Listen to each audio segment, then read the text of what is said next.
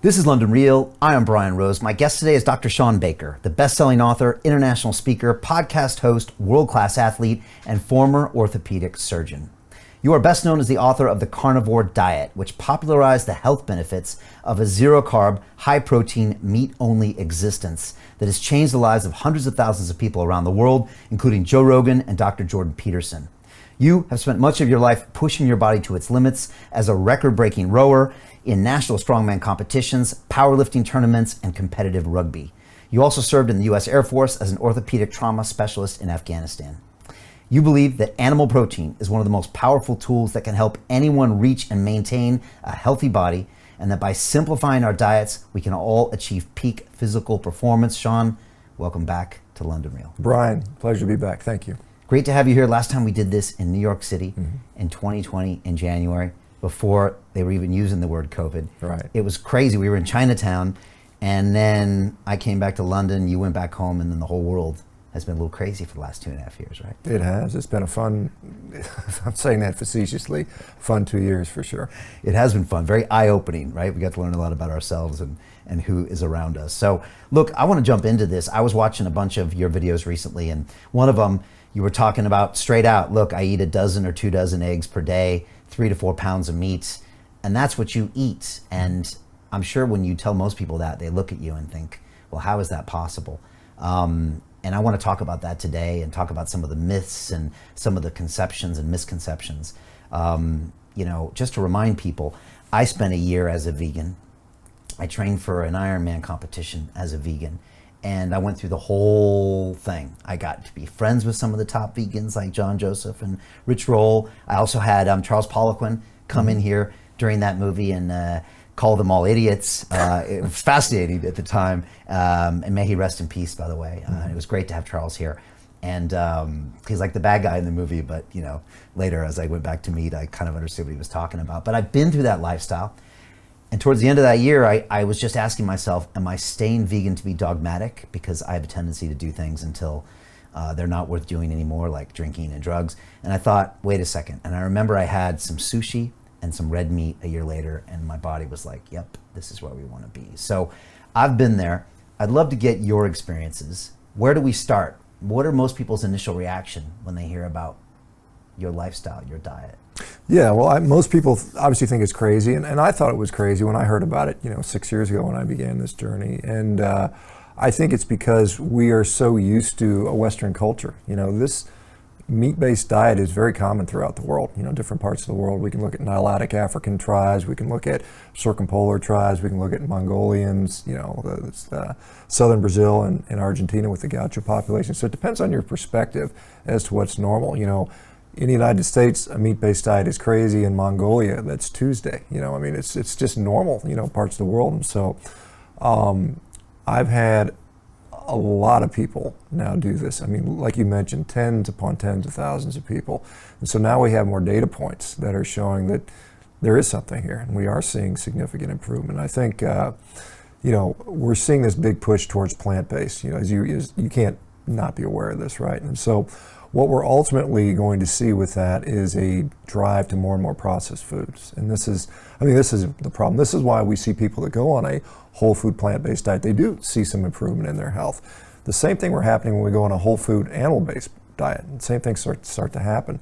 The difference is with a whole food animal-based diet, you don't have the issues with fragility, healing issues, the mental health issues that are often associated. We have several scientific studies that show that plant-based diets are associated with higher rates of mental health disorders, osteoporosis and fractures, poor healing, and then all kinds of different deficiency states, stunting in children. And so we don't have that on a meat-based diet. And so it's been very, very interesting to see. Harvard University has now done a study on the carnivore diet. We've got 2,000 people on the diet. Something like 92% of the diabetics came off their insulin completely. 100% of them came off all other injectable medications, and I think 84% came off all oral medications, which is, there's no other intervention for diabetes that works that powerfully. Yeah. So we're seeing some really, really neat stuff. So you're saying there's a couple things going on here. If you go full carnivore, almost by definition, you're not eating those processed foods. Right. Whereas most Americans whether they want to admit it or not, are eating lots of processed foods, right? Whether you're vegan, whether you think you're healthy, whether you're an athlete, you're probably putting a lot of nonsense in your body. Yeah, it's interesting because we're getting this push to, we see these Beyond Meat burgers, these Impossible burgers, these cricket burgers, they want to see bugs now. And basically what they do is they refine these foods and they process them so heavily, they turn them into powders. And you think about it, could we ever have eaten powders in the wild? I mean, if you and I went out hunting, foraging around and, out in the UK, we would not come into powder. We wouldn't have a way to turn things into powder.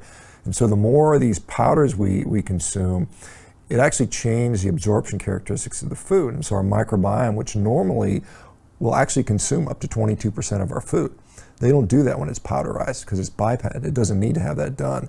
So it's interesting, in the United States in the last 30 years, we've had a dramatic increase in the obesity. I'm here in the UK. I'm glad to see you're not where we are at the United States yet. Where you're still Is it noticeable?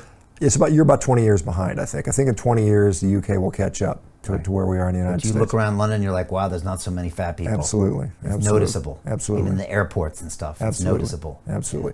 Most of the time when I see fat people here, they're American tourists. Sad to say.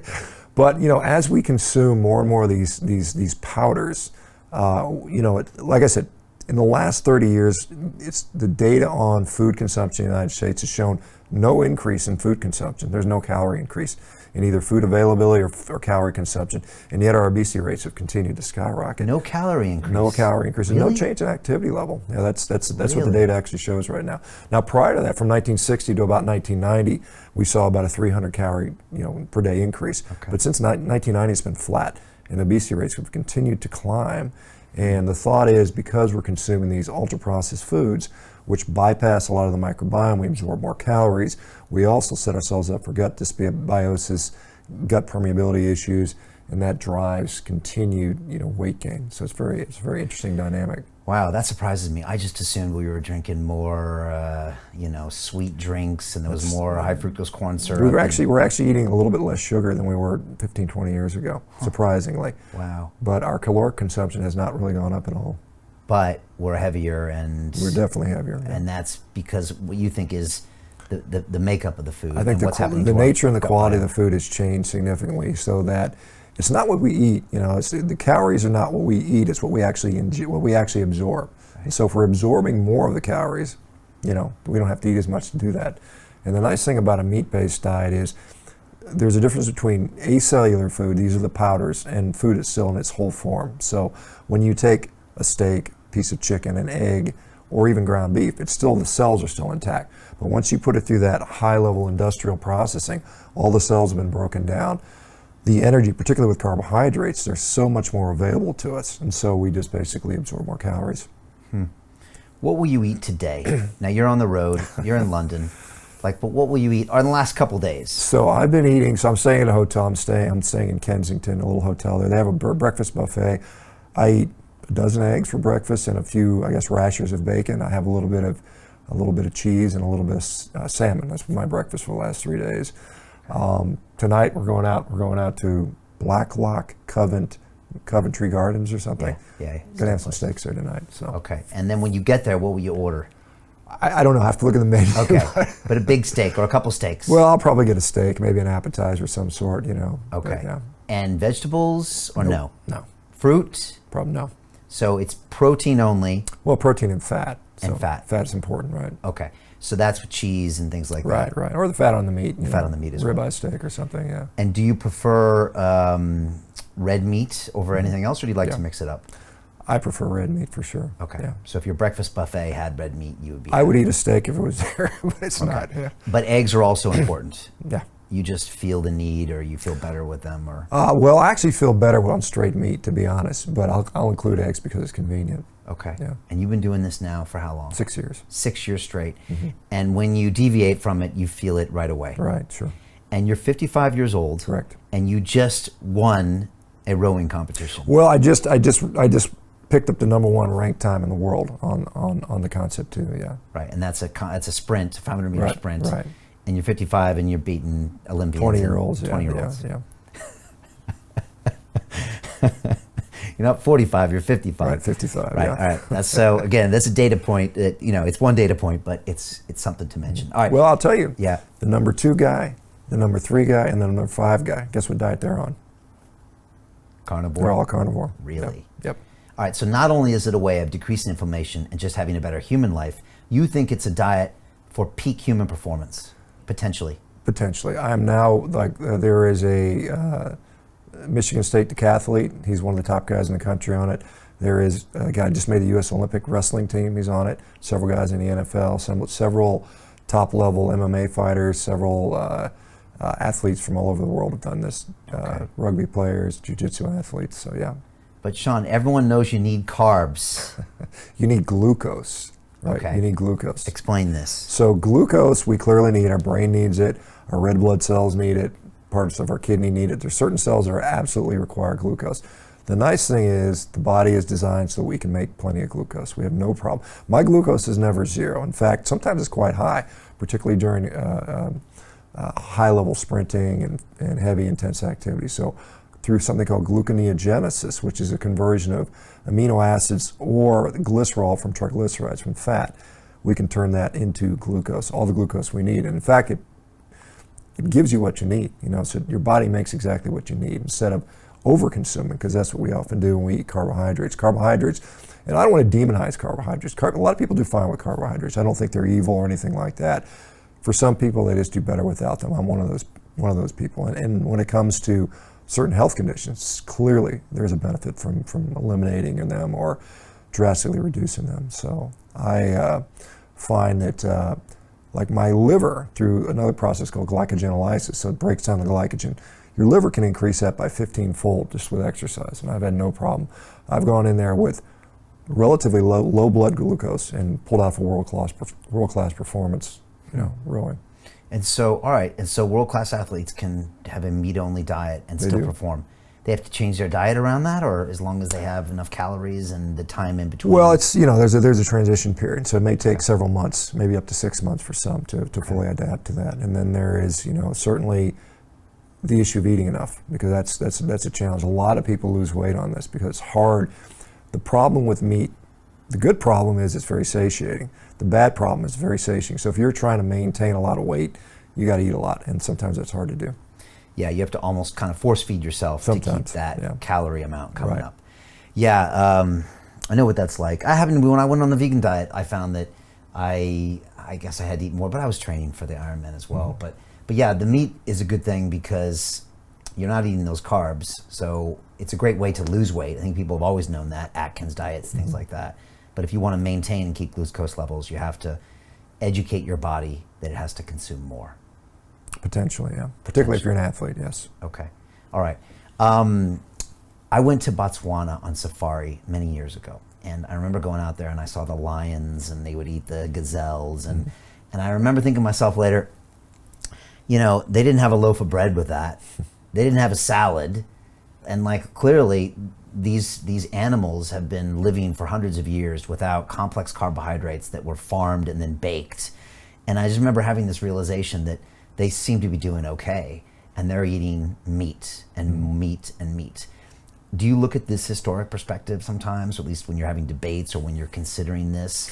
Well, obviously they're different species, right? And so there's that caveat there. But if we look at, the entirety of evolution and all the animals that have ever existed on Earth, something around 80% of them have been carnivorous. That has been the default setting for animal survival. And to become adapted to consuming plants took a lot of specialization. And so we see these big ruminant, animals, these herbivores and other animals, they have this adaptation in their guts that humans, we have some capacity to do that. It's not, I think humans are omnivores. I've never said humans are strict carnivores. We are omnivorous. I think we favor carnivory. So it's something called a facultative carnivore, which means we do better with meat, but we have the capacity to do that. It's like a hybrid car. It can do electric and fuel, but it prefers the fuel. So if we have to, we can go forage and hunt and gather, but we would prefer to eat meat. Well, if you watch any survival show, you know what happens, right? The ones that kill the big animal win. Right, and that's the concentrated, nutrient-dense calories that you talk a lot about as well. So 80% carnivorous when you look at all those species, and that tells you something. Well, it tells you that's the more efficient way to do it. You think about it, you and I are made up of animal cells, right? And what do those animal cells need for nutrition? Where would you find that? Well, you'd find it in other animal cells. I mean, it's very simplistic, but that's all it really needs to be. It's, you know, we require certain things that are in our body, and where we get those, we get them from very similar places. Now, you can use, you know, I use the analogy, if you're trying to build a brick house, you're going to pick up bricks, right? You're not going to start with pieces of 2x4, right? So there's, you know, the right tools for the job. You mentioned ruminant animals. When I was researching this, I had to go look up what that meant. What is a ruminant animal, and why is that kind of important, just for eating those types of animals? Well, a ruminant animal, the most common one we're going to be familiar with is a cow. So it has a 4-chambered stomach. You know, one of them is a rumen. They've got other bosom and some of the other parts, and that's important in the way they have to break down food. So, for instance, a cow is eating, you know, 100 pounds of food a day. You know, probably more probably appropriate for what we're talking about. If we look at a gorilla, you know, a lot of people talk about gorillas and how big and strong they are. And a gorilla's about 300 pounds, right? I'm 250 pounds, so slightly bigger than me. I eat 4 pounds of food a day. A gorilla has to eat 50 to 60 pounds of food a day because they're that inefficient. Not only do they do that, they have to recycle their food. They eat their own feces to recycle B12. And so if we're going on, you know, saying eat like a gorilla, well, are you willing to eat 40 pounds of food and perhaps, you know, recycle your food? So that's, you know, that's a difference there. Yeah, again, back to my trip in Africa, I got to ride these elephants around. And I did a safari, first in the Range Rovers and then on the elephant. First of all, elephant goes much slower, so you don't see as much stuff. But what you realize is an elephant eats all day. Mm-hmm. Like that's what it does, like right. 16 hours a day. And when it's not getting a little bit of a coaxing from the rider, it literally is just pulling up, and it's got to constantly do that just to maintain like the calories it needs. Yeah. And it's massively inefficient. And it's actually quite shocking. And you see a lot of these animals, they spend most of their waking hours eating. Back to the point of a gorilla. A gorilla spends 80% of its waking hours chewing. 80% of your day is chewing. Right. Yeah. And these ruminant animals have this fascinating system through all their chambers of stomachs that basically take these vegetable matter that we would never want to eat or could eat and process it into this tasty meat. It's like a meat manufacturing. Well, they turn it into fat. Right. They turn it into short-chain fatty acids. So all the fiber they consume, that they ingest, they actually absorb fat out of that. So they're actually on a fat-based diet. So at the end of the day, we need fat, whether we get it from converting fiber into fat. We have some capacity to do that in our own guts, about 200 calories a day worth. That's where we hear about the benefits of fiber, because we get these short-chain fatty acids that we absorb as fat. So you can just eat the fat and get the same benefits. Okay. Do we need fiber in our diet? We've been told all of our lives we need fiber. We've been told so many nutritional anecdotes. Right. Maybe we'll get into them today, but fiber. Yeah, so fiber, that's a great question. So I haven't had essentially no fiber in 6 years. I'm not dead, right? Clearly, so it's not essential. It's conditionally beneficial. Now again, when we're talking about, you know, eating a diet that is mostly acellular, like we look at the standard American diet, it's a bunch of processed food. So when you add fiber to that, you slow down some of that digestion, you give the microbiome a chance to, you know, to function like it's supposed to. You mitigate some of the glucose spikes with that. Fibers also produces satiety, right? So if you're eating these candy bars all day long, you're not going to get much satiety, but you put fiber in there, it slows things down, it has a volume effect. So there is clearly a benefit to fiber in the context of junk food diet, but when you put it in the context of an all-meat diet, it's completely unnecessary. Right, it's just not needed because it's a completely different game that you're playing. But if you're adding a junk diet, it can actually make you feel full and slow down a little bit, right? Okay. My grandpa was a cattle rancher in Arizona, and I remember going to the feedlot as a kid, and I remember it smelled really bad because he had 20,000 head of cattle, and his job was to bring these cows for the last few months of their life, fatten them up, and send them for the kill. And we used to get a half a cow every year, and we drive it down to San Diego, and I grew up eating meat. It was amazing. Then the whole cholesterol scare happened, I think in the 80s when I grew up. And my mom actually was feeding me non-fat milk. So I grew up on skim milk because fat was bad. And then there was eggs and cholesterol and this whole thing that was, 80s and 90s, and became this whole concept that now maybe we're starting to question. And I was just wondering, what do we know and not know about some of those factors? Well, first of all, dietary cholesterol doesn't seem to have an impact on serum cholesterol. Saturated fat does in some people, not everybody. So there's a lot of people going up on meat-based diet, they see no change in their cholesterol. Some of them do see a pretty significant rise And so when we're measuring cholesterol, the problem is things like LDL cholesterol, the so-called bad LDL, is not particularly accurate. That's been shown to be kind of a weak marker. Now there's something called ApoB, which is a little bit more accurate. These are the actual particles which cholesterol is contained within. And when those go up, your risk goes up. However, that's assuming all things are equal. So all things considered, if your ApoB level goes up, your risk for heart disease has gone up. Now what also happens is a lot of other risk factors come down. And so we know that things like diabetes, for instance, diabetes is probably the biggest driver of heart disease. And so if you get better glycemic control, and that's what happens on a meat-based diet, we have people coming off their diabetes meds, their blood glucose completely normalizes. That goes down. We see inflammation drop dramatically. We see things like our triglyceride levels go down, our HDL goes up. So many risk factors for heart disease go down significantly. One factor sometimes go up, called ApoB or LDL cholesterol. Do they cancel out? That's a question we don't know the answer. Now, we've got a lot of early information on people that have had vascular imaging after doing this diet for 3 years, 5 years, 10 years. The vessels seem to be very clear. So, like for instance, mine, when I had my heart scan done, it was completely clear. My coronary artery calcium scan, complete zero after several years on the diet. Because the theory is that when your cholesterol goes up, that starts clogging, your blood, and will build up in your heart, and that leads to the heart disease. That was always the narrative. Right? That's still in the mainstream cardiology will still make that argument. Now the question is, can it go up and your risk go down? And the answer is probably yes. Now, if everything stays the same and it goes up, then you've increased your risk. But we see a lot of mitigating factors that probably, don't know for sure. There's some studies in progress right now that'll help us answer that question. Okay, which I guess gets to my next point, which is kind of around the food industry. So again, we got sold this no-fat narrative, these low fats, that then these foods started becoming high in sugar, low in fat, and again, we started morphing into all these processed foods, and we found out at the end of it, via some studies, that a lot of these companies weren't even being truthful about some of these things, and the sugar content went up, and we found that very possibly we were eating the wrong things. Mm-hmm. What happened there, and has that narrative changed? Do most people nowadays not believe that fat is necessarily bad for you? Well, it depends on who you talk to. Certainly, I think the main thought right now is still that fat is bad for you. Saturated fat is bad for you. Red meat is bad for you. Butter is bad for you. We should be eating, canola oil, soybean oil, margarine. We should be avoiding, maybe have some lean meat, eat a lot of vegetables, eat a lot of fiber. That's still the main messaging that we get out of the medical community. I think relative to the sort of the standard American diet, that's probably reasonable advice.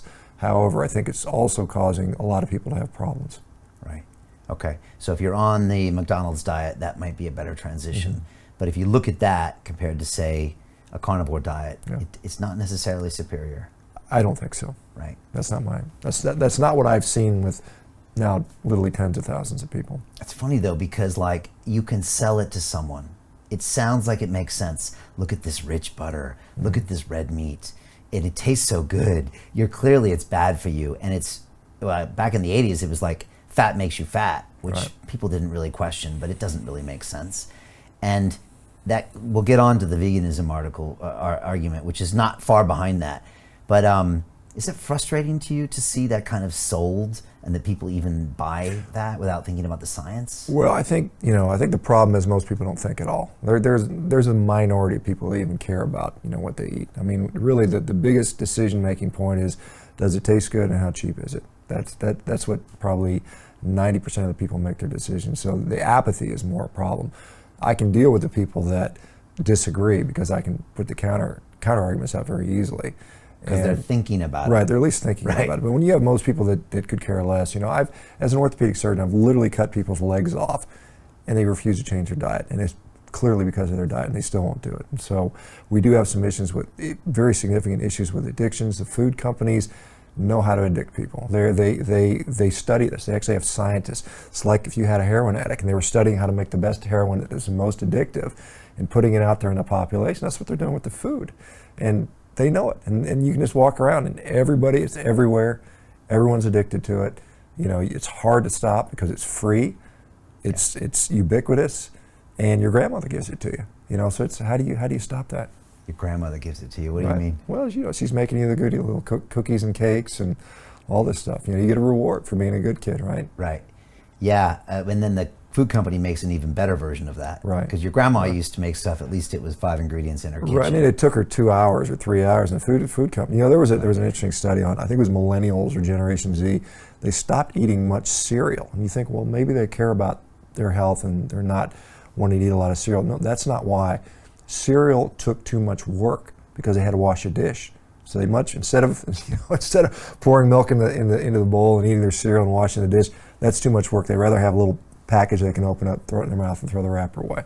That's how lazy we've gotten with regards to preparing our food. Right, we've gotten super lazy. And so we should be questioning the kind of foods we're eating. I remember I had somebody come over to my house a few years ago and they brought candy for my kids and they're like, here's some candy. And I was just like, what are you doing? They're like, oh, it's nice to give kids candy and buy them ice cream. I'm like, why don't you just punch them in the face? Like, seriously, that's what you're doing to them if you think about it that way. But I guess we've got this whole history of conditioning. Well, I mean, it's tough with a parent because you always you feel like I don't want my kid to live as like a monk or something like that. So there's always this, well, a little's never going to kill them. The problem is, it's their birthday every day. I mean, every day at school that's somebody's birthday or a pizza party or holiday. It just never ends. And so birthday cakes were meant to be eaten once a year. We eat it every day for breakfast now. Yeah, in the forms of our cereals. Right, and stuff. sure. So just to finish up with the food industry, they create, it's a bit like our mobile phone industries. They're some of the best at creating addictions, right? Mm-hmm. But they create this processed food that doesn't satiate us, that's got the cool packaging, it's got the great taste, the crunchiness, the this and the this, and it gets you addicted to, like I said, the look, the packaging, the feel, the marketing message, kind of like the Marlboro Man, but probably for food. Mm-hmm. And then people just, without thinking it subconsciously, they're saying, this makes me feel better, so I'm gonna grab it. In a day where I'm stressed and my phone's beeping and there's some politician on the thing, that they just go for it, right? And they ended up, and then these things build habits. And so even when you amputate someone's leg, you can't say to them, just stop doing what even you know is stupid to do, and they go back and do it. Well, the problem is, what's the alternative? I mean, what's the typical alternative is eat some salad, low-fat dressing, and that tastes horrible. Nobody wants to do that. But when you say, hey, have a steak and eggs, so a lot of people can get behind that because it's viscerally and primally satisfying. You know when you're really, really hungry and you eat a nice steak, it's like, I'm actually nourished. Whereas you eat some of this, a cupcake, you eat it, it tastes good, but you don't get that profound sense of nourishment. So when you tell people to replace this junk food, which tastes really good, I mean, it tastes great, they do a good job of making that, with quote unquote healthy food, go eat some quinoa, go eat some kale salad, the compliance rate is almost none. Yeah, because they feel like it's a sacrifice, because it is. Right. Now, well, I want to talk about the access, but you mentioned how cheap it is. I mean, it's crazy. I mean, if you want to see what the long con is, you go look at how cheap junk food is in the supermarket. It's like, it looks like it's priced below cost. And I know some of this stuff is because a McDonald's hamburger is technically priced below cost. Yeah. If you look at all the supplements, the damage to the this and the this and this, they say like a Big Mac should cost $8. You shouldn't be eating it anyways. But I mean, a lot of these things are priced to create an addiction. What does the drug dealer say on the corner? First one's free. Right. Is that what's happening? There's just super cheap foods that are easy. Yeah, I mean, if you live in poverty, you are automatically, going to have health issues just because that's what you can afford. And that food is, very, very cheap. When you're a poor mom making decisions for the house and you've got $100 to spend for the week, you get 3 bags of chips for $4. That's the decision you're going to make. And so sugary cereals, Coke, yeah, and then that's. Yeah, I mean, we look at, I think something like 60% of the calories we consume in the United States are a combination of sugar, refined grain, and some sort of oil. I mean, that's about 60% of our calories. It's amazing. Vegan. Some of it's vegan. Yeah, most of it's vegan, yeah. That's vegan, right? Yeah, it can be, yeah. The bad vegan diet. So, all right, my next question is, but Sean, not everybody can afford a steak like you're going to eat tonight. Not everybody can cook eggs. That's probably a worse argument. Yeah. But maybe people can't get the access to the food you're talking about. Well, I mean, outside of some countries, I think most Western countries, access to meat is still there. Still, now for the time being, and maybe that'll change as we get crazy about this stuff. But I mean, Ground beef is perfectly fine. That's pretty inexpensive. I mean, you can go. I mean, I can tell you, U.S. prices you can find ground beef still even today with inflation, $3 or $4 a pound. You know, a dozen eggs may cost you $4, and so you could eat for $7, $8 a day typically, which is, you know, a cup of coffee at Starbucks, basically, something like that. So, it is accessible. It's doable. You take into account all the garbage you're not eating, all the supplements that you have to take, all the pills you're taking, all the other things, all the time, you know, all the prep time, all that stuff. It actually turns out to be about the same for most people. Okay. It's doable. You just got to go out of your way to do it, because Right. you won't necessarily be able to buy it here and there. Although you can go buy meat in places as long as you're a little intentional. Yeah. Right? And these days there are sometimes more options for meat. Well, I mean, if you're talking about a grocery store, there's plenty. You know, Yeah, you can buy direct from the rancher, which I often do. You know, if you have the space for a freezer, you can get 300 pounds of meat for, you know, $4 or $5 a pound typically. You know, Okay. even grass finished. So, Do you care about your meat as far as it being organic or what they put in it, or are you just like, just give me the goddamn meat? mostly the latter, but I'll put some caveats here. I like to enjoy what I eat, and I think, you know, certain meat tastes better than others, but I think it's important to realize that the data we have, the human data we have, comparing, say, grass-finished steak versus grain-finished steak is not significantly different. There's no real, you know, I've collected data on 12,000 people on this diet. Outcomes are no different depending on which type they use. Now, I will say from an environmental impact standpoint, there are some very good and compelling arguments to consume meat that's been pastured a certain way. That is to say, high density grazing with rotational, frequent rotation movement of the cattle. That has a very beneficial effect on the diversity of the land, soil carbon sequestration, and so it's a net positive. It's interesting, there's a professor, Alan Williams, who's calculated that if we can convert, again, in the United States, around 30% of our cattle ranches to rotationally grazed, high-dense grazed cattle, we can offset all of the carbon emissions in the United States, everything. That's energy, that's transportation, that's industry sector, just by moving those cows onto the land. So a more efficient use of that land. Yeah.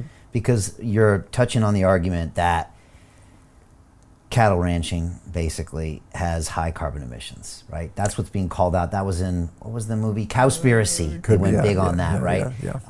And they went heavy on it's hurting the environment, which Right. is just another thing for the vegans or certain people to talk about. So let's talk about that. Yeah, so if we, you know, look at, you know, what's currently being claimed. So right now, based on a 2006 study called Livestock's Long Shadow, they calculated that cattle emit 18% of worldwide greenhouse gases. Now, they corrected that number down to 14.5 because of a guy named Frank Mitloner, who's out at UC Davis, and he said, hey, look, you're doing a life cycle assessment. You're not measuring direct emissions, and so they correct that number down, but the true number is 5%. So 5% of worldwide emissions are coming from livestock in general, cattle making up about 60% of that. They didn't, and you know, they said 14% comes from the transportation industry and 14% come from cows. The transportation industry, they didn't do life cycle emission. They just looked at the tailpipe. So if they would compare tailpipe emissions from a car versus burps from a cow, it would be 14% for the car, 5% for the cows. But since they didn't do that, it's an apples to oranges comparison. Now, the other thing that's important about that is the 14% is a worldwide global number. And so I live in the United States, you live in the UK. In the United States, cows are responsible for 2% of our greenhouse gas emissions because we have so much other emissions.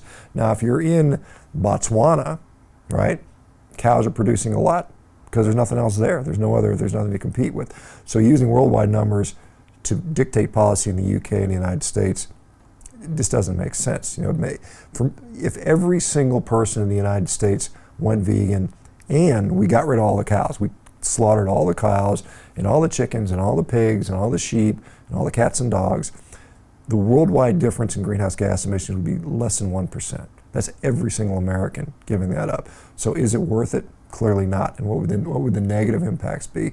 Nutrient deficiencies for many people. You would have to consume more calories, so we would have to produce more calories. More monocropping, which is degradative to the land, so it's destroying the soil. So it's not a solution. Veganism, worldwide veganism, will never work. That's interesting.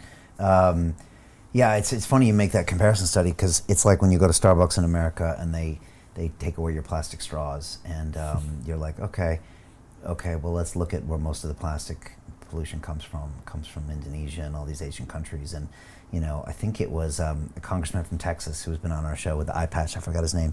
I think he had this argument with someone. Dan. I forget his name. But he had this argument with someone in Congress where he's like, "Do you think that'll make a difference?" Oh, I think it will. He's like, "Do you know that most of this pollution comes over here?" So just an American giving you a paper straw so you feel better about yourself that day doesn't actually make a net difference on the globe. And there's a lot of that duplicity going on in America.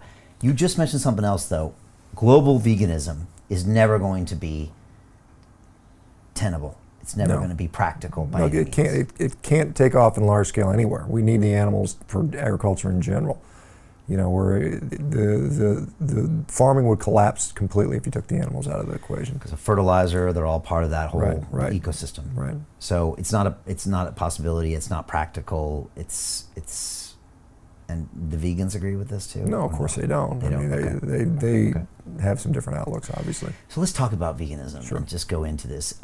So again, and I've been there, and I think this gives me a good point of reference because I was not seduced, but I was invited for my vegan tryout. I did a year on it. I trained for the Ironman race, 90 days on my brand new vegan diet, and I was surprised I didn't have injuries because I thought they were coming, and I didn't have them. And I don't know what that was. Again, I was going more whole food, all that stuff, but I trained well. I had to eat more, is one thing I remembered. I had to eat more because it probably wasn't as nutrient dense, maybe. And I made it through. And I also got seduced by the cult of veganism, let's just say it. So again, I'm doing the right thing for the planet. I'm not hurting the animals. I'm all those things that they kind of throw at you. And the crazy thing is, Sean, is that you end up really believing it. And like the food tastes better, and you end up hating consciously or subconsciously on anybody who's killing animals. Right, sure. And I felt myself do it, and I was just like, wow, look at you. And getting disgusted by like fish and thinking about the life cycle and all the cruel things purportedly being done to these animals in these different ways, shapes, or form. And it really gets into your head. Yeah. And again, I experienced it for a while, and then I came back. I have a lot of friends that have come on the show over the years. Timothy Sheaf was one of them, who was the vegan prince. He was the worst vegan. He used to call me out and be terrible to me. He used to bring fruit over to the thing and call me out. And then later, he confided in me at one of my movie premieres, and he's just like, "Brian, I started drinking milk, and I feel amazing." And I was like, "Bro, you're the vegan prince." And then he finally came out and talked about it. So and again, when I stopped eating plant-based food at the end of that year, my vegan friends don't talk to me anymore because I got thrown out. Well, you were never a vegan. I mean, you were never really a vegan if you leave. So that's the current So theme. address some of these issues because these are real, and these get sold to you. You watch a movie on Netflix. By the way, they're all on Netflix, and they give you some narrative that you buy into, and we're supposed to be rational humans, but we're not. Then we get into this cult. There's tons of these arguments that we're being cruel, we're saving the planet. But like at the end of the day, none of them really have that much weight. But people buy into it. Yeah, I mean, they make some very compelling emotional arguments. And I think this... Game Changers was the movie. Right, Which sure. is pretty a bullshit movie. But. Well, I mean, if you follow all the athletes in Game Changers, almost every one of them quit and got injured, within a few years of that movie. And they were never high-level athletes anyway. Well, some of them were okay, but I mean, there were some Olympians in there, to be fair, but most of them, the Olympic lifter hurt his elbow immediately after his worst performance of his career in the Olympics. Even though he went to the Olympics, he'd already set that base up as a meat eater 2 Olympics prior, and then went vegan, still made the Olympic team, but saw a dramatic decrease in his performance. But I think the ethical argument, I'm going to eat a guiltless salad because no animal death occurred. That is a big fallacy, because when you look at the way all food is raised, animals are killed. Now people say, well, it's incidental because the crop machine ran over the harvester and most of them run away. That's a part of where the death is coming from. But you think about it, almost all these crops are sprayed with pesticides. They're sprayed with rodenticides. They're sprayed with insecticides. So those things are done intentionally. I mean, a pesticide, the name tells you what it's going to do, like homicide. Pesticide, we're killing pests. We know we're doing it. They do it intentionally. Literally trillions of small animals and insects are killed to produce all this food. And if they're not killed with pesticides, farmers are out there, they pay people to shoot these animals, they shoot the any animal that's eating the food, they get shot, or they blow them up. If they have little moles in the hull, they drop bombs on there and blow these animals up. So there are trillions of animals killed for you to be able to eat your vegan salad. So there's, and guess what? Those animals don't have a quick slaughter. They don't have a quick death. They have a slow, painless death of poison, bleeding to death, laying in a field rotting. You know, this is what they do. That's the suffering you don't see, that there's not a movie about. I can hear the vegan tears right now. Yeah, sure. All right, so you want to be clear that there is animal death even in producing plant-based foods. Right, and to counter that, vegans will say, well, cows eat a lot of the grain, right? And they sort of say that, but the actuality, the numbers are, and these are very clear numbers from the FAO, livestock consumes about 1/3 of our grain production, right? That's not all crops. I mean, cows aren't consuming carrots and potatoes and tomatoes and watermelons and, you know, mangoes. They're not eating that. They might eat some of the scraps, but I mean, most of the crops on Earth are consumed by humans, either in the form of food or things like biofuels. You know, like a lot of the soybean oils are turned into biofuels. In fact, all the soybeans, and so most of the soybean meal goes to China to feed their pigs. China's not going vegan anytime soon, just for the record. But 100% of those soybeans are turned into oil, which is all 100% human consumption. So it's not like, you know, this argument that if we stop feeding cows, you know, grain, that all these humans would have all this food. Most of what they eat, most of what the cows eat is inedible to humans. If you go to a livestock feeding area and pick up what they're eating, there's no way you'd eat that. It's not fit for human consumption. Okay. So they're not eating food that people would be eating. They're eating Typically, food that right. only those animals would Right. be eating. Only about 10% of what they eat, humans could conceivably eat. So it's a very small percentage. What about the other, you know, we're going through the vegan lists of arguments. So environment. Right. I don't like harming animals. Right. So if you don't like harming animals, you just have to stop living. There's nothing going to get around that. And just, you know, like I said, every meal you consume comes with a lot of animal death. That's just the sad reality of this. And whether you see it on your plate or you don't, it's still there. Now you can pretend it's not there, you know, have your guiltless smoothie or something like, or think you are, but it's not really happening. In fact, there was a study out of Australia looking at wheat production versus beef production, and they saw for every kilogram of beef, you know, for the number of animals killed for a kilogram of beef, there are 25 times as many animals killed for a kilogram of wheat. And that usually comes in the form of things like mice and other things. So what's more important, one cow's life or 25 mice? Yeah. And so it's who makes that decision. It's completely arbitrary.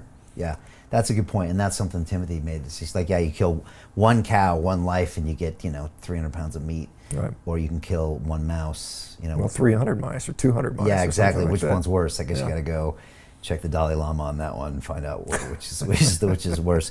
Are those most of the vegan arguments then? Have we covered them? Well, I mean, you know, they talk about health, and they think that the vegan argument is going to protect you from cancer and protect you from heart disease. Interesting, you know, look at the Epic Oxford study, which actually looked at this.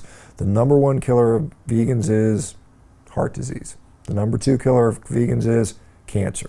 So you do all that sort of vegan nonsense, you still die of heart disease and cancer anyway. Veganism is pretty good for losing weight. I mean, you can definitely do that, and you can improve certain things, but what you end up doing, and you know, there may be a slight advantage on how you die. You may not die of heart disease as much, but guess what? Mental health disorders, osteoporosis, healing issues. You know, you pointed this out. There's a couple studies out of Italy from 2020 looking at healing in vegan diets, and they compared omnivores versus vegans for surgical scar healing. The vegans did awful compared to that. They had much lower rates of healing. And we're starting to see that in these athletes that adopt that. You know, guys like Cam Newton and some of these other athletes, they get injured, they never recover, they never come back from that. Why is that? Because they have poor tissue quality. I mean, they don't have the nutrition to heal correctly. Okay, interesting. Yeah, I've had Dr. Michael Greger in here many times, and like he's built his whole career on plant-based, and he does all the research, and he's a lovely guy. But is the truth in practice is that most vegans or plant-based people just still eat poorly, have poor physical programs, or is it also just the diet fundamentally? Well, I think the diet is a handicap. I mean, you know, again, you can compare it to a standard American diet and make the argument that there's some improvements in there, but you still have to do all the other stuff. You still have to train. I mean, Greger should train. I don't know why he's not in there lifting weights and getting stronger. I mean, that doesn't make sense to me. If you're supposed to be doing all the research on what's going to improve your health outcomes, you got to do some strength training. That's super, super important. So regardless of your dietary strategy, you got to get adequate protein. And I think most of us eat too little protein, quite honestly, particularly as we get older. We have people that clearly are suffering from protein deficiency. You know, we see that in the elderly population. That's why we see so many people with fragility fractures, and this is why we're seeing it. There's a recent study that came out showed that vegans have a 33% increased risk of hip fractures, which is not fun. I can tell you, took care of a lot of hip fractures as an orthopedic surgeon. You don't want a hip fracture. Usually there's about a 40% mortality rate within 1 year of a hip fracture. Wow, okay. I guess the last vegan point was the cult of veganism. So you get into the club. It's a bit like crypto, which I've been into as well, where you end up like, I'm just into crypto and like nothing else, your rationality drops down to zero. But in the veganism club, like you're in, but it's like Hotel California, you can never leave. Yeah. And yeah, talk about that. I mean, it does become something. Well, and this is interesting, Brian. I still do, about an hour a day I do consultations. I do lifestyle consultations. And every single week, without fail, I get 2 or 3 ex-vegans that, and some of them have been doing it for 20, 30 years. After a period of time, it catches up to them and they get sick. They have mental health issues. They have digestive issues. They have autoimmune issues. They just don't feel good. And that's a common thing. I think the lucky ones get sick early and they realize that, hey, this isn't good for me. Some of them, they get sucked into the cult. They get brainwashed and they can't leave. And they everything but their diet is causing problems. And so they're constantly fasting and detoxing and doing cleanses and adding supplements and just they can't believe the diet is a problem for them. But more often than not, it is. Mental health issues because of veganism. That's going to trigger a lot of people. Well, there is a number of studies that show a very strong relationship, particularly with things like depression. Veganism and depression runs very closely. Now we don't, or mental health issues in general. Now we don't know if it's veganism causing the depression or people that have mental health disorders choosing veganism. There's probably a little of both. But clearly, there's a lot of things to think about why that may be occurring. There was a study, Stanford University in 2018, and they looked at serum carnitine levels. Now, carnitine is something that we can make a low level of, but we can only make a small amount. People with depression have very low levels of carnitine. Where do you get carnitine? You don't get it from plants. You can only get it from animal products for the most part. So if you're on a meat-based diet, typically, and I see this every day, literally, I see people with bipolar disorder, schizoaffective disorder. We've seen schizophrenia. We've seen Tourette's syndrome. We've seen major depressive disorder. Go away completely. Get these people off medication. I had a guy he'd been to the ER 200 times in the last several years with suicidal ideation. He'd been on ADHD meds as a kid. He was on a plant-based diet for a while. We put him on a carnivore diet within 6 weeks. No more depression, no more medications. Back to a normal life, now raising a happy family. It's just amazing the wins I've seen. Wow. Famous people that have done this diet, Dr. Jordan Peterson. Jordan Peterson, Joe Rogan has done it. I think Sebastian Gorka, Trump's advisor, did it. Okay. There are, Danny Sorensen, formerly with the Kansas City Chiefs, has done it. I'm trying to think who else is on there. And what have been some of their experiences like with Peterson? He really had a lot of success. He lost weight. Yeah. I think he did it. I think when I had him in here a few years ago, he had just started it, but he lost weight. Yeah. Obviously, he had some autoimmune issues and some other things, which I think he was really struggling with, and those disappeared pretty quickly. Yeah. I think Michaela, his daughter, went on it as well. She had even more severe, I think. Yeah, she had, I think, juvenile rheumatoid arthritis, and she actually had it. It's kind of funny because people saying she was faking it. She has an artificial hip and an artificial ankle. I'm like, you don't fake that. She legitimately had something going on. But I've seen people with rheumatoid arthritis, all these autoimmune diseases, Crohn's disease, ulcerative colitis, psoriasis, all get better on a meat-based diet. It's literally like a miracle, quite honestly. I know it sounds kind of crazy, and we've got, we've got, like I said, Harvard University's got the study on that. We've got other studies coming that show these things are really happening. What's been Joe Rogan's experiences? You've been on his show a few times, I think. Well, right? one time. Once, yeah, okay. Yeah. And he kind of embraced it. Then he was like complaining about some digestion issues, but I know he's gone back on it a few times. Right. What's been Joe's experience as far as you know? And then what are some of the symptoms of coming on this diet? Like, is it hard to adjust to? Yeah, well, so Joe, he went on it back in, I think, January of like 2020, I think, something like that. And he felt really good. He had some issues with loose stools initially, lasted about 2 weeks, and it got better. And then he went off And then he contacted me in August, and I'm going on again because it's the best I've ever felt in my life. And so I know he does it periodically, and he eats a mostly meat diet. You know, you see him, he's always eating his elk that he shot and all that stuff. So he's, you know, and this is what I think, I'm not very dogmatic about it. I don't tell people, don't eat plants, don't eat a blueberry, oh my gosh. I think it's important to realize that many people do this kind of as a time-limited treatment to fix things, kind of like a reset button. And then most people end up 90%, 80%, something like that, where they're eating a lot of meat, a lot of eggs, you know, red meat, fish, you know, whatever they prefer, and then they put 20% other whole foods in. And that's a great diet too. I think that's really good. That's something that our company does. We use AI to help people figure that out, see what they actually do. They need to be on a fully restrictive, you know, diet, and some people do for a period of time. But usually we can get people to be on somewhat of a, you know, kind of a less restrictive diet, which I think works in the long range. Okay. You mentioned your company, Rivera. What are you doing with the company? I know you raised some capital recently, and you got some big plans. AI-based medical nutrition therapy. That sounds pretty high tech. So what are you trying to do? Yeah, so we've learned a lot by putting people on elimination diets. We've solved a lot of problems for people. And so we typically find out, you know, they do this for 6 months, a year, then they start adding things back in. We find out how they react to that. And so we've got a database on thousands of people. And so we know that different demographics, you know, how old you are, what sex you are, what your ethnicity is, what your lifestyle factors are, play a role on what, you know, what you can eat.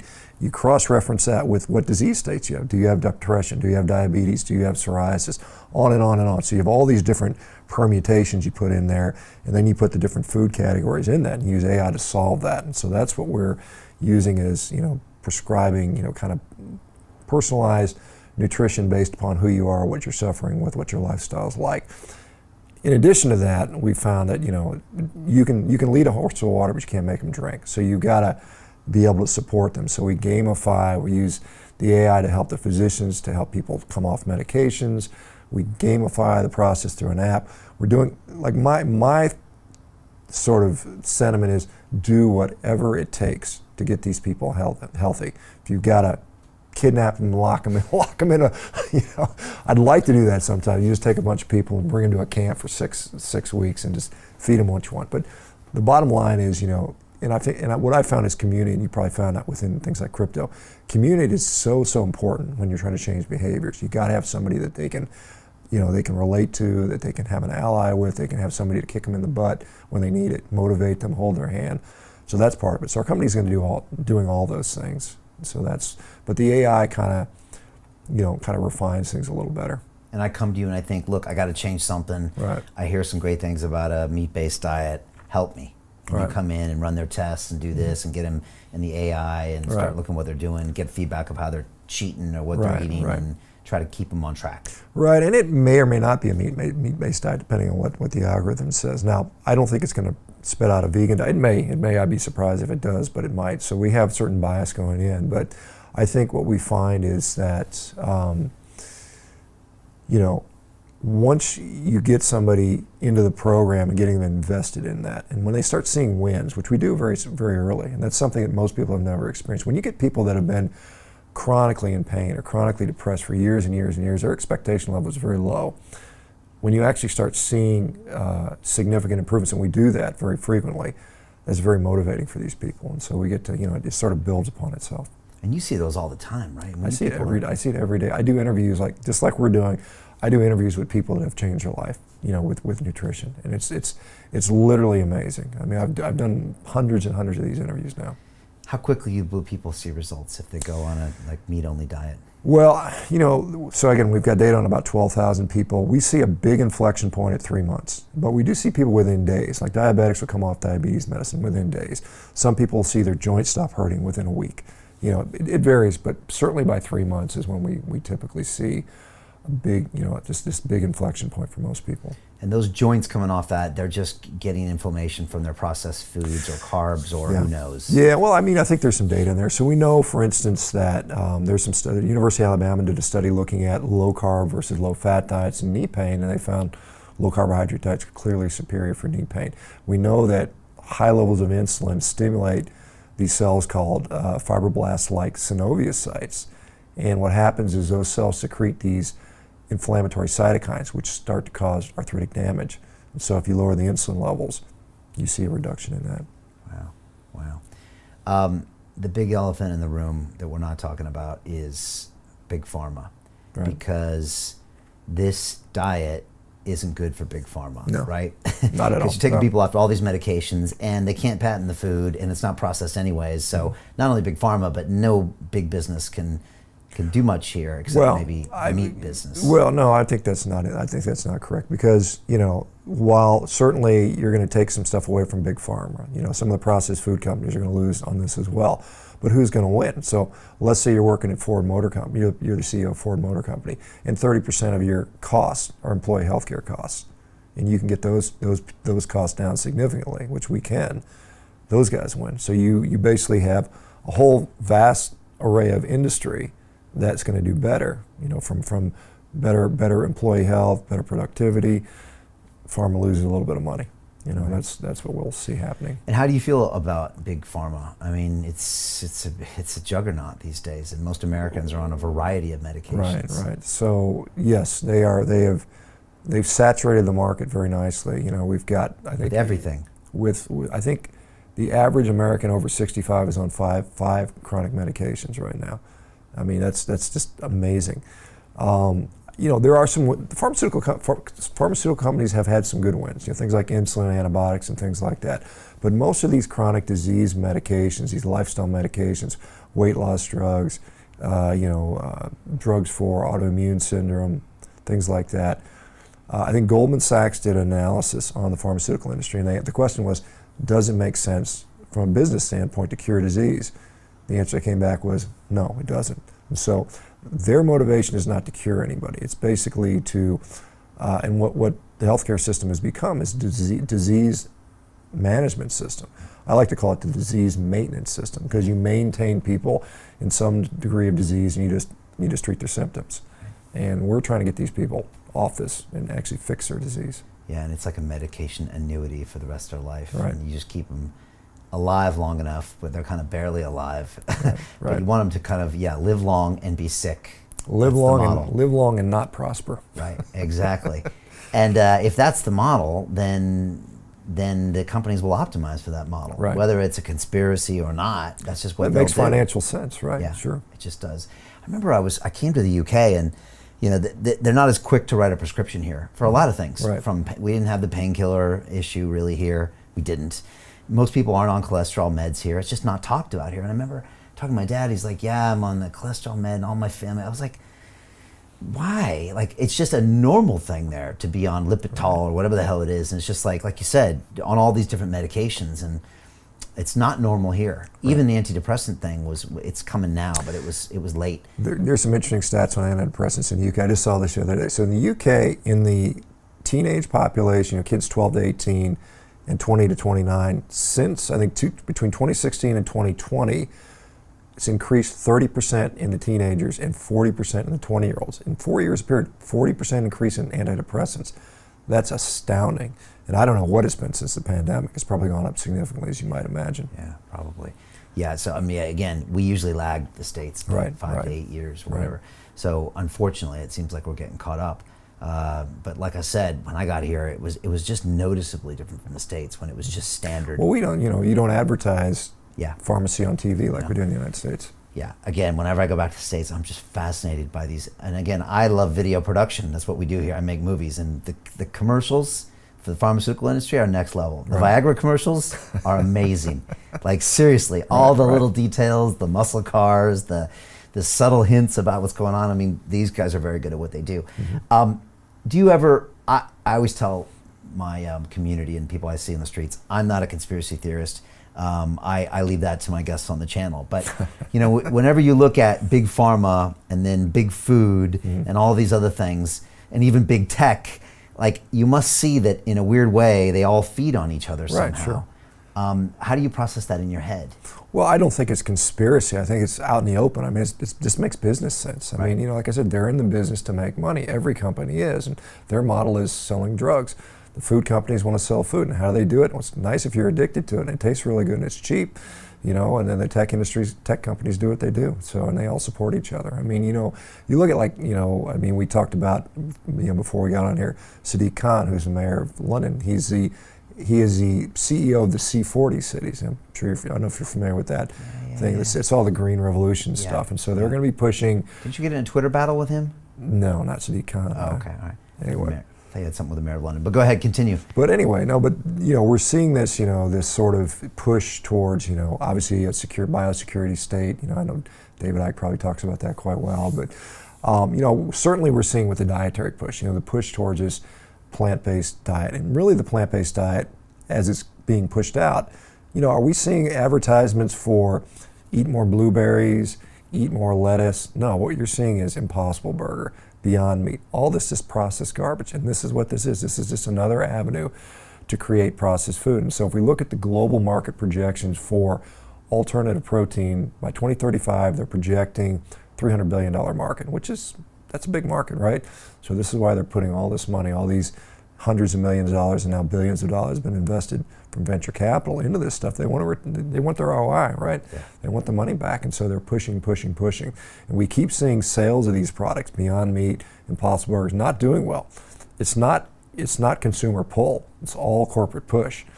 So we just, but their hopes are, and they lay it out. They say, we've got to get people to accept it. So make them think it's good for the environment, make it think it's good for their health, even though it's total BS, right? We're just going to sell that message. And then you got to make the product scalable, which is also very challenging. And then also you got to get government on board to regulate it, to sort of incentivize this stuff. And we're starting to see that. You're starting to see it here in these cities, where you have New York City is a perfect example in their public school system. New York City is the biggest public school system in America. Meatless Mondays and vegan Fridays now. These poor kids that many of them come from, underserved and poor populations. That's where they get their nutrition from, at school. And now you're taking out the most nutrient-dense part and replacing it with some, human pet food. This industrial sludge is what they're producing. All because it's on some liberal agenda of some people in the Upper East Side of New York. Sometimes my kids come home from school saying the biggest nonsense. I'm just like, God damn, I'm going to get those teachers, because they're just throwing their weird agenda at these poor kids, and now they're having to be indoctrinated into this stuff that doesn't make sense. Tell me about that whole vegan push, because it's getting a little backlash, because for a while it was like, yeah, it's the vegan burger and I'm saving the environment and I'm getting to this, and it was very trendy for a while. Right. But is that continuing, or are sales coming down, and are people kind of not buying into that? Well, I think, right now there's been so much hype for this stuff, but the reality is right now these, alternative plant-based burgers and whatnot represent about 1.5% to 2% of the market, the protein market. So it's still very, very tiny. Okay. And as hard as they've been pushing, they seem to have hit their ceiling. Their sales are not going up. They're not hitting their projections. They're basically selling this stuff at a loss right now. They're still in the, still very much in the red. And so people have realized, I think most people have realized, this is just processed garbage. Even Greer would say this is not really good food for us. And so that's one of the sticking points. So the next thing they're going to work on are precision fermentation, where they take different microbes and they ferment things and make these specialized proteins, and they're going to stick that in processed food too. Or they're going to do cell culture meat, which is questionably not even possible. So there's, we're not done with this. We're going to continue to see this. There's going to be a huge push. Like I said, they want to, within the next 15 years, they want to capture about 20% of the global meat market, which is again $300 billion. Wow. Will they do it? Probably not. Who knows? I think the optimistic side of me thinks there's going to be a market for that. Some people are going to buy into it. You're going to have people that, for whatever reason, think they're saving the environment or want to go vegan, or they're ethically aligned. They're going to be there. They're going to have some market. Are they going to completely replace the actual real stuff? I don't know. That's a $1.5 trillion market now. There's a lot of people. There's 1 billion people on the planet that are in that market. That are producing that food, and so hard to say. It depends on if we believe this climate change narrative that we've got to do everything we possibly can to save the planet, and we think that culling all these cows is the right answer, which is not, clearly not.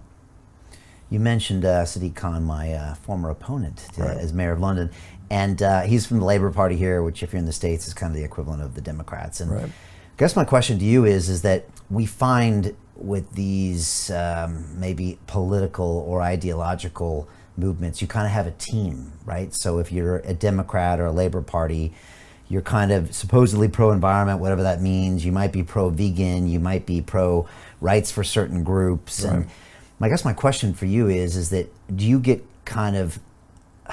do these groups pull in all sorts of attitudes into the group to where it's hard to get out of that? So if I'm left-leaning in my politics, do I all of a sudden then buy into the environment?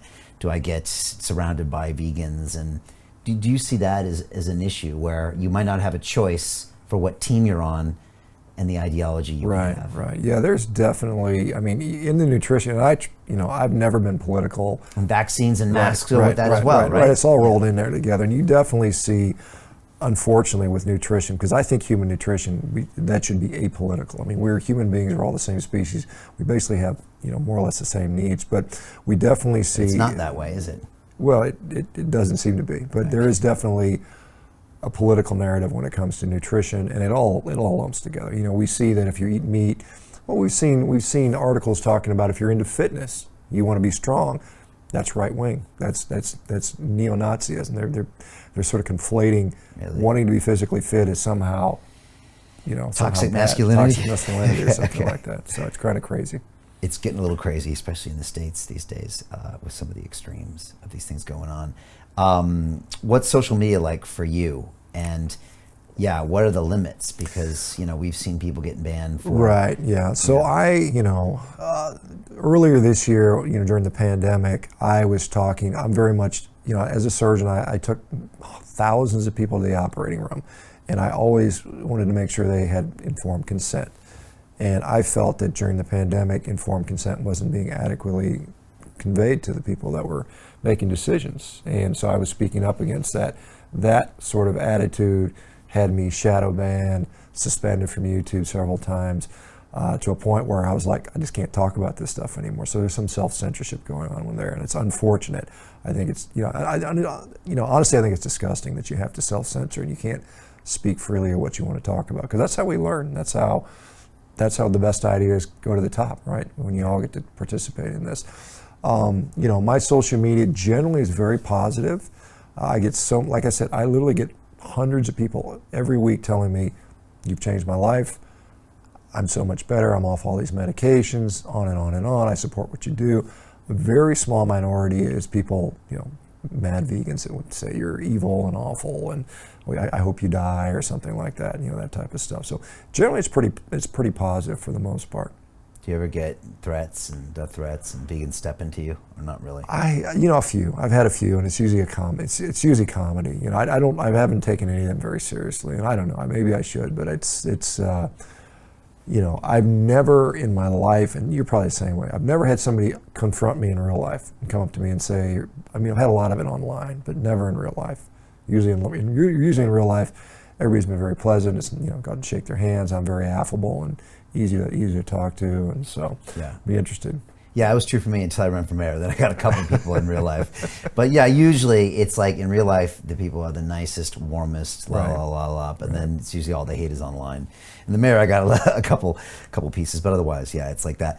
I had Ted Nugent on the show during lockdown, I think, and he was remote, and he had this term where he harvests the animals. Right. And I just thought it was an interesting term because the way he presents that is it's just all part of the life cycle. Right. And when we grow up, and again, both of my grandparents one was a cattle rancher, as I mentioned, one was on a farm. Mm-hmm. And when you grow up in these rural environments, it's part of the life cycle. And you get used to it, and animals die, and you eat them, and then new ones come in the next season, and it's part of life.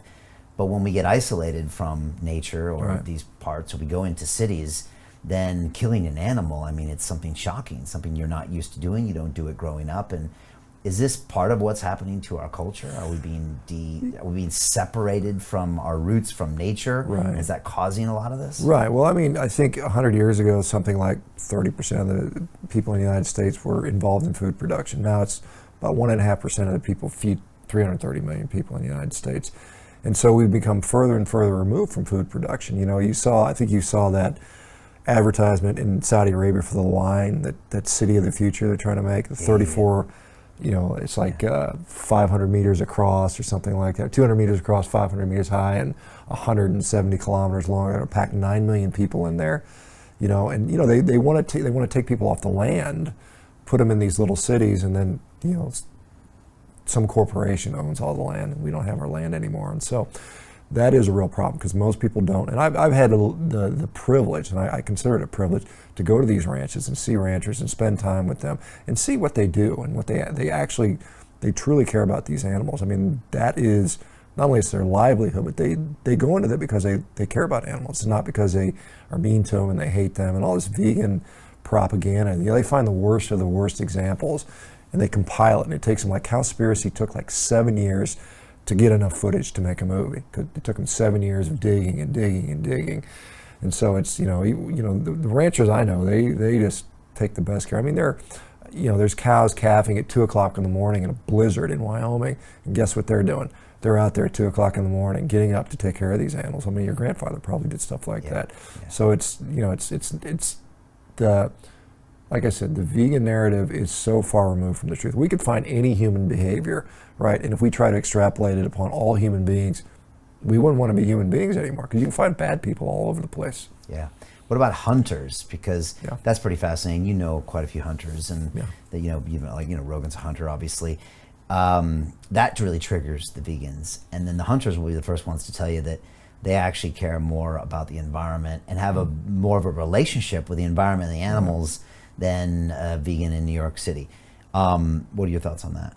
Well, I think hunting, certainly, I mean, unfortunately, we can't all hunt. With the number of animals wouldn't support hunting, so we need domestic animals. But hunting, I don't see a problem with it at all. I mean, they do a very good job, and the hunting is, particularly in the United States, is very well controlled. You know, the animals that are being hunted are going to be a problem if they don't hunt them. And so, all of us, all animals are going to be food at some point. You and I are going to turn into food at some point when we're done, and every single animal goes.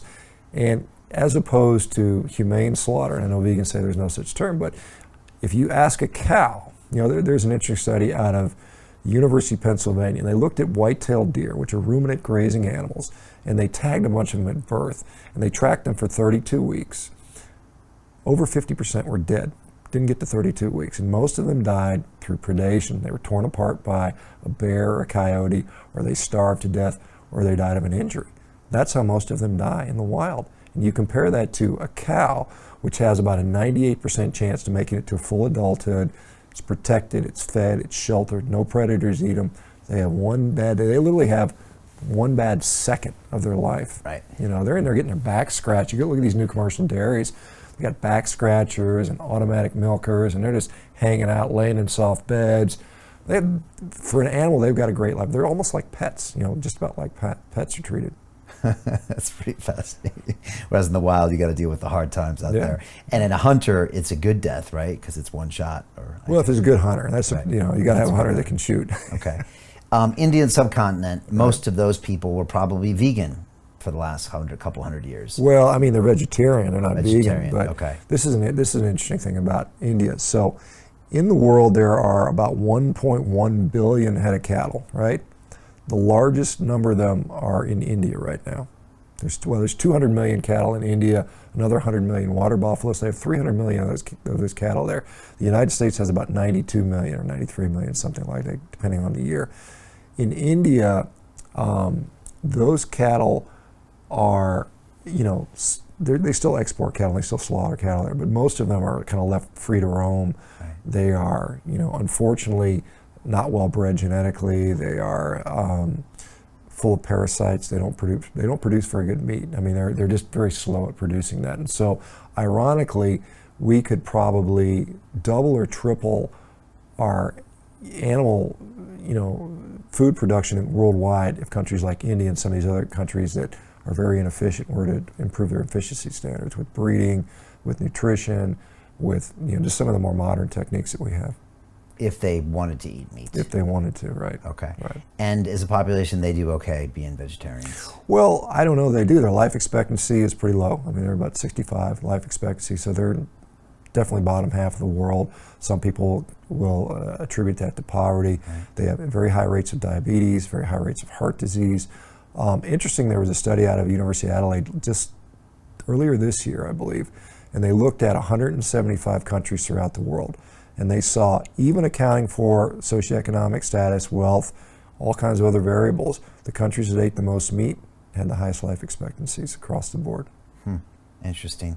And you like to cite Iceland, which is a country that's been massively isolated. Right. Not a lot of agriculture on that island. Right, you can't. I mean, have you been to Iceland? I actually haven't. I've seen pictures. I've been to Iceland. I've been to Iceland in January. There are no mangoes growing in Iceland in January. I can verify that. Yeah. Or is it just cold? It's cold, but it's it's a frozen rock in the North Atlantic, right? And they have fish, and they have some sheep and a few cattle, and they would import a little bit of barley from Denmark, and that was their food, in the dairy, and that was really the food they had. So when I went to Iceland to talk about a carnivore diet, they're like, yeah, we get it. I mean, this is basically all we had for most of our existence.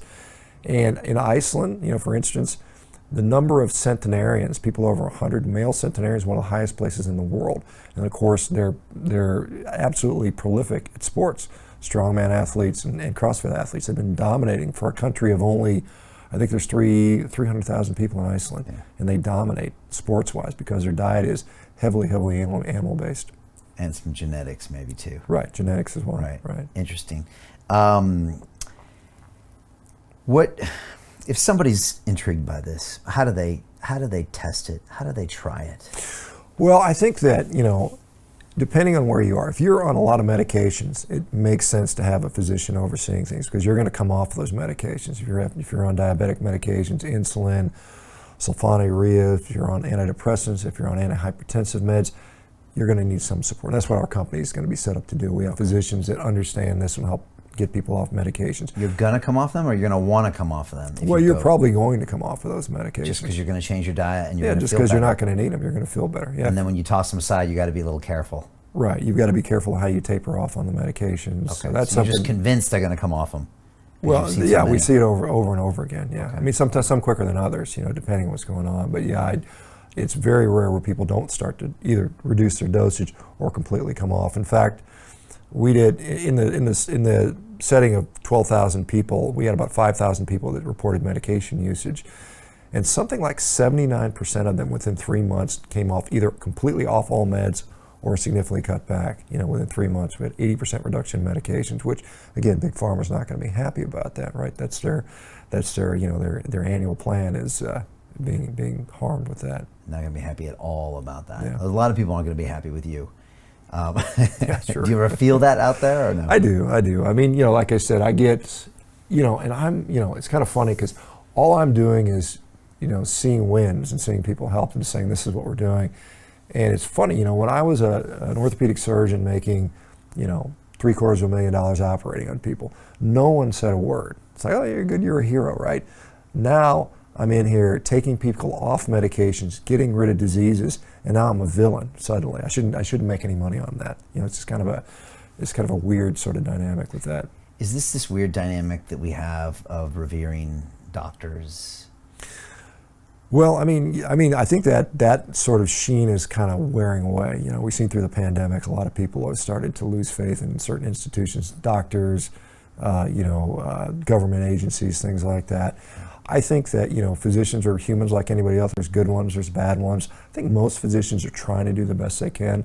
Unfortunately, they don't have the right tools to do what they should be doing. And that whole industry is co-opted and owned by the pharmaceutical industry. Well, yeah, I mean, you as a physician, you are essentially a subcontractor for the pharmaceutical industry. I mean, that's the reality of the matter. Because all of your studies have to be funded by this industry. Your papers being published will be funded by that. And when you get to your office, it's much easier to write a cholesterol med script or a heart medication script because you can get those done 1 every 12 minutes. Right. And if your business practice, that just becomes the path of least resistance. Right. Is that why? Absolutely. Right. Yeah, there is. I mean, it's, I would have to see a patient every 15 minutes, and usually I'd have to see 2 or 3 in that 15-minute period of time. And you're just running, and you just don't have time to talk about diet and exercise. When I tried to do that, the administrator of the hospital came down on me and said, no, we pay you to operate on people. You can't be talking about lifestyle and stuff like that. So that was an eye-opener for me. It definitely jaded me to the whole model. And a lot of physicians are waking up to this. It's kind of funny. On social media, I have hundreds and hundreds of doctors that are now following me. And many of them have literally left their practice because they couldn't stand the ethics anymore. They were just like, I can't live with myself and still continue to do this. I had a gal who was working in the food industry. She was one of the person that her job was to make you addicted to processed foods. I mean, that was her job. And she just said, I want to come work for you guys because I quit my job. I can't do this anymore. So I think people are waking up to this for sure. What about surgery itself? I mean, how many surgeries are the right thing to do for someone if you could get them to change their behavior? So I think most surgeries, many surgeries, I don't know if I want to say most, but a very high number of surgeries are probably unnecessary, would not be necessary if you could get people to change their habits. Now I did hundreds and hundreds of operations every year. I did thousands of operations with people. And I used to pride myself. I would replace somebody's knee and I'd do a good job and they'd feel good. And they come back to me in 2 years with their other knee. And I would take that as a point of pride because they came back to me for another thing because they thought I did a good job. Really what I did was I let that person down. I should have, said, hey, you've got arthritis here. This is a systemic inflammatory process. And if I had known and had the tools, I would have said, let's change your lifestyle. This would have been totally unnecessary. But I didn't know that. Once I figured that out, now it's a totally different ballgame. Plus also you're compensated more if they come back from more surgeries. Sure, of course you do. Of course you do. That plays with your head too. Right, sure. Then you're like, wow, your subconscious is thinking, well, how do I wind this into it? Well, I mean, yeah, surgery was just it was straight up, the more you do, the more you make. And it's, it's one of those things where, it's tough to resist that. What do you think of knees over toes guy? Patrick, yeah, I think he's got some interesting stuff there. I think, I can see, particularly with the deep flexion, where that can be beneficial. When we load our cartilage, there's an interesting MRI study out of Germany from about 15 years ago, and they looked at strength training athletes, and they looked at the articular cartilage. The cartilage in our kneecap is the thickest cartilage in our body. It's usually about 4 millimeters, which doesn't seem very thick, but for cartilage it is.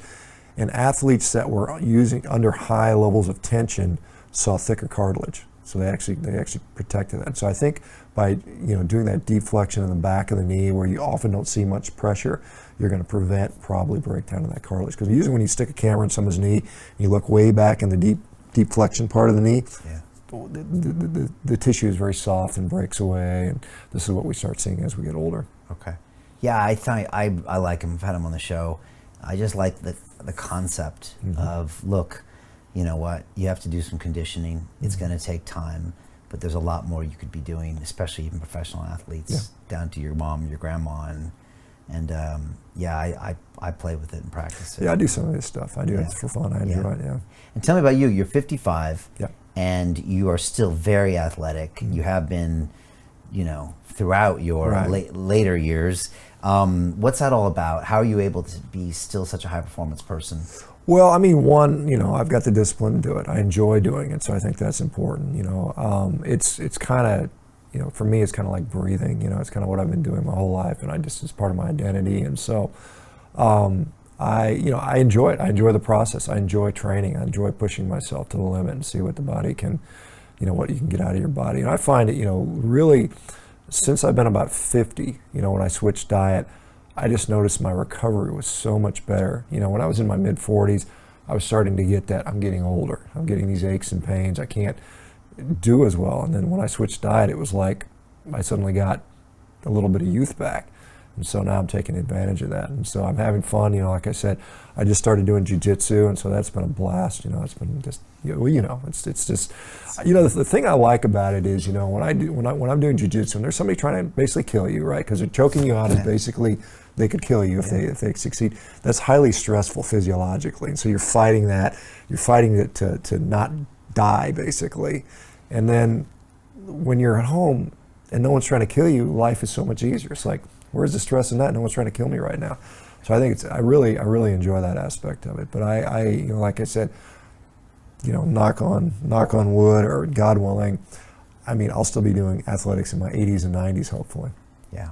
And before that, you were doing not like combat sports. You were doing a lot of rowing, Highland Games, which is still very intense physically. Right. But also now the jiu-jitsu, you're kind of going mano a mano. Yeah, just different. I find that it takes me between 5 and 7 years to sort of peak at a sport. And I've been able to win world championships, set world records in 3 or 4 different sports now. And so once I get about 5 or 6 years in, and you're like, I can't get any better without a tremendous amount of effort. So it's like, well, let's do something new. You suck at it. Starting martial arts, you're not very good, and I'm still not very good, but I'm seeing the progress, and that's fun. That's just, it's incredibly fun getting better at something. Yeah, Ido Portal calls it the beginner's mind. Right. And yeah, you suck, but and you suck a little bit less. And yeah, then, and you're learning, but you suck, but you're learning Right. faster than anything you've ever done because your learning curve's like this. So yeah, you suck, but you're learning new stuff every day, and you can see your progress. And you're like, wow, this is fun. So as long as you can be okay with sucking at something, which means you take the ego hit, which a lot of people can't, then yeah, it's amazing. Yeah, no, I came into this knowing that I was going to get choked out by little bitty people and little women and stuff. I didn't care. I was like, this is fun. I'm just having a great time with that. Yeah, yeah, that's cool. Jiu-jitsu's quite a lot of fun, man.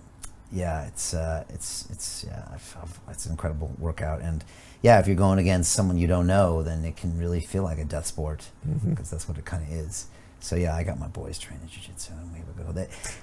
You know, I was in Dubai, and I guess in the UAE, all the kids by law do jiu-jitsu as part of their education. Like really? it's in the high school, the grade schools, or something like that. Can you imagine if they mandated it here or in the U.S.? I think it'd be great. Probably change the whole society. Yeah. You know, I know obviously Abu Dhabi were big adopters because they held the no-gi the ADCCs, the ADCCs for the last 20 years, and Henzo Gracie had been on the show before, is really tight with those guys. So they embraced it. I didn't know they were teaching it at the young age, but I love it. My boys do it. Again, like I always joke, like I have two boys, 5 and 6. I know you have a young boy. But when I come home at night, what do they want to do? They want to fight. That's what they want to do, fight. And so they're learning jiu-jitsu. They can choke me out pretty good now, and arm bars and all that stuff. So yeah, it's kind of fun going forward. And company-wise, what do you want to do? What do you want to do? Like, you know, where's Rivero in 5 years? Well, I mean, I think we are going to be a significant alternative to the sort of the status quo. You know, the allopathic model is what it is. You know, some people are still very much married to that and bought into that. And I think a lot of people are not getting out of it what they want to. And I think we're going to be one of the major players when it comes to, you know, do you want to go to the doctor and get a pill, or do you want to maybe reverse your disease and get and actually treat what's going on? And so we certainly should be up and running in all 50 states. Probably we'll have a global footprint by 5 years. That's a long-term goal. I've already got people, you know, around the world asking me, you know, can we do this in our country? And obviously there's different hurdles from different companies, but we're, you know, it's a digital platform, so scalability is obviously, you know, fairly infinite, and so you know, I think we're going to be a big powerhouse. Yeah, it's exciting. You know, thinking about like my changes over the years. I mean, again, I'm 51 and I feel great. Yep. I'm training every day. Yeah, I see you moving around, you know, great. I swim, I run, I do a lot of break dancing. I love moving, and again, I've now altered my diet to where it's like it works for me. I eat a lot of meats. I eat some vegetables. I try to stay away from carbs, and it just keeps me good and fit, and I don't really get injured. And I don't know what I'm doing, but I'm going to keep doing it. So I have a pretty strict diet. I don't like to eat processed foods, and again, I don't like the idea of surgeries or medications. I just stay off of it and just keep it old school. Yeah, I mean, I think your diet's great. I mean, like I said, I'm obviously an advocate of a carnivore diet, but I don't think everybody needs to do that. It's, you know, I've never been dogmatic about it. I mean, there's some people, like I said, if you're really sick and you can't get better, this is a good option for you. And, you know, and again, once you kind of go down that path and you've tried the veganism, you've made that journey, and I think many people should try that. But I mean, be objective and don't get sucked into the ideology. Just do it as a pure, you know, experiment for yourself, and then try the other avenue or something. Find out something in between. Find out what works for you, and you know, because people ask me, "Can I eat this on a carnivore diet?" I'm like, "I'm not your mother. You know, just try and see how you do. See how you do for that." That's kind of a beautiful thing about this diet too, because when you're veganism, you're vegan. You're always asking, "Can I eat this? Can I eat honey?" No, because it's a bee, and you're like, "What?"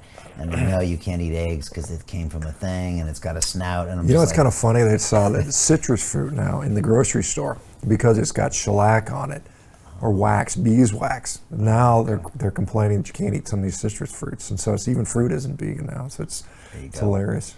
Yeah, and look, I would, like you said, I would encourage everyone to try some things, and maybe even go down to some of the mindset and cult things. But I would also encourage everyone to really think about this diet. If you're a vegan, or you're into this because I don't want to hurt animals and I want to save the planet, how do you speak to that person that's watching us now that would never even conceive of this? Or maybe they're thinking of it, what would you say? Well, I mean, I think be honest with yourself about your health. I mean, that's something to be, because, you know, when you start feeling, I don't feel good, I'm tired, I'm hungry all the time, I've got gut issues, that's probably your diet. So be honest about your health. And if you're willing to sacrifice your health for your beliefs, be honest with that. That's fine. You know, I'm personally not. I'm not going to, you know, have some ideology that's going to harm me or my family. I think that, you know, the reality is, as a vegan, thinking that no animals are dying for your food is complete fallacy. I mean, there's literally, like we mentioned earlier in this podcast, millions and millions of animals are dying to produce plant food. So you're not really doing that. The environment, you know, if you really want to, you know, save the environment, and I don't know that we can. Again, I don't know that you know, how much humans are impacting the environment some more than others. I think the pollution is an issue. I mean, you go down and you go to a deserted island and there's plastic bottles washing up all over the place. There's a real problem with that. And so, you know, veganism, you put all these processed foods, you're putting all this plastic in the ocean, you're harming the planet in many ways. And just because, you know, this is, you know, the calculus is unfortunate, because, you know, the current measurement is how many calories can I produce per unit of greenhouse gases, whether it's methane or nitrous oxide or carbon dioxide, and that's a calculation. But that's not a very good calculation, because we're looking at what about the nutritional quality of that food. And so, you know, one of the most greenhouse gas efficient products to produce crop-wise is sugarcane. Sugar is cheap to produce, you know, and so you could make a lot of calories from sugar and minimally impact the diet. And it's like, is that what we want to be eating for people? And so there's these this new sort of diet, or this thought called a climatarian diet, and they rank foods by climate impact. And literally that diet is basically 100% processed food. It's just complete garbage. And if we're going to go down that road, you know, I didn't mention this, but I mentioned, you know, according to the EPA, you know, 2% of our greenhouse gases come from cattle. The healthcare industry puts out 10% of our greenhouse gases. So literally 5 times as much greenhouse gases are caused by the healthcare industry. So if you get off and I see this, you come off medications, you stop going to the ER, you stop needing surgeries, guess what? You've just reduced a significant greenhouse footprint. And we don't count, you know, again, it's very easy to be very myopic or reductionist in your arguments when you're looking at the big overall picture. Like, am I really making a difference? Am I just robbing Peter to pay Paul? And this is a thing we don't do, and the politicians aren't looking at this, and it's really unfortunate to see that. Yeah, I mean, healthcare as a percentage of GDP just keeps going up and up and up. Well, and I mean, I you know, as a surgeon, I thought about this, how much trash I made to do one operation, all this one-time single-use plastic. Now, I mean, there were literally 10 or 12 full 55-gallon buckets of trash for one operation. You roll out there and they just wheel it out to the parking lot to be shipped off to Pakistan or wherever they dispose of this stuff. You know, it's crazy. Man, there's a whole healthcare, man. That's the whole thing. So yeah, I would just say, if you are one of these people, and then ask yourself, like, if you want to sacrifice your health, but isn't your health the most important thing? Like, if you're not feeling 100%, are you going to be there 100% for your family? Are you going to be a good example to your family? Are you going to be draining things on other pieces? And then it's like, how important is your ideology? It goes to the myth of the vegan athlete. So if we're going to say veganism ideology, and many people will, and it's do the least harm, right? So what do athletes do? What do you have to do when you're an athlete? You got to eat more, right? You got to eat more food. If you're eating more food, guess what? More animal death. So you can be a plant-based athlete, I suppose, but you can't be a vegan athlete, because by definition, you should be as skinny as possible, have the lowest footprint possible from a food consumption standpoint. So you can't be a big vegan bodybuilder, because you got to eat all the time. For carnivore diets, are you kind of like the poster child for this now, or other people coming up that are eating meat? You got the Liver King out there. Right. Yeah. I don't know much about Liver King. You know, I haven't met him. He's great at marketing. Obviously, he's created a brand around himself, and I don't follow him that much, and I'm not into eating raw liver or anything like that. In fact, so he's a raw meat guy. Kind of, I think he does. I think he does raw liver or something like that. But I mean, you know, he's got this whole primal stuff, and I think some of that makes sense. Some of it's obviously for show. I think he was just in London recently, is what some people were telling me as I was getting here. But, yeah, I heard that too. I didn't. I think, again, I'm happy for people to open up the discussion, you know, and like I said, sometimes when you show people eating raw testicles and stuff like that, like he does, a lot of people are going to be put off by that. And I'm just saying, You don't have to do that. You can have a steak and eggs for breakfast, and that's sufficient. That's all you need to do. And I think that makes it a little more accessible. So it makes me look less crazy, which is kind of nice. But I can appreciate, the audience that he's capturing. And you see a lot of people. There's a lot of people on social media now. TikTok. I don't know if you've seen that cesspool, but it's kind of a crazy place. I try to stay away, but there's a lot of people there, doing meat-based diets? Well, doing meat-based diets and raw meat diets. And of course, as it's becoming more and more popular, we're seeing more and more pushback from the standard channels, the dietitians warning you the dangers of eating meat and how all these bad things are going to happen, which never happen. I mean, I've literally been seeing thousands of people do this over the years. No one's getting scurvy, no one's dying, no one's having their colon fall out. All the stuff they tell you is going to happen, it just doesn't happen. Right, just myths.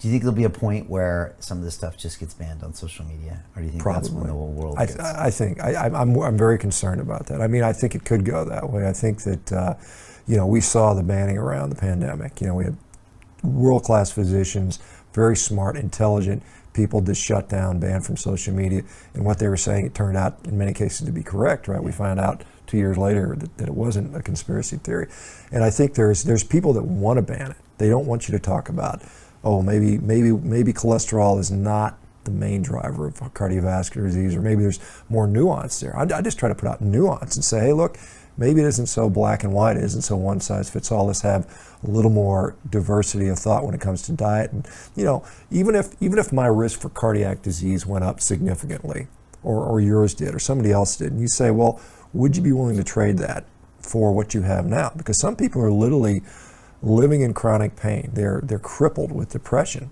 and they stop feeling that. They get their life back together, and you say, well, your heart disease risk went up by 20%. Would you be willing to quit? And they're saying, no, hell no. I don't want to live in misery. And so who are we to decide what you or I should do as far as our health is concerned? Who are you to decide how I should die? I mean, I might rather die of heart disease and cancer, or dementia, or who knows what else. I mean, I think when we get kind of authoritarian and say, you must do this because if you don't, you're going to have this risk factor, which, by the way, is at best speculative. I think anybody telling you they're going to live longer or live shorter, or I've got the cure that's going to make you live to 180, I'm like, show me the money. Where's the proof?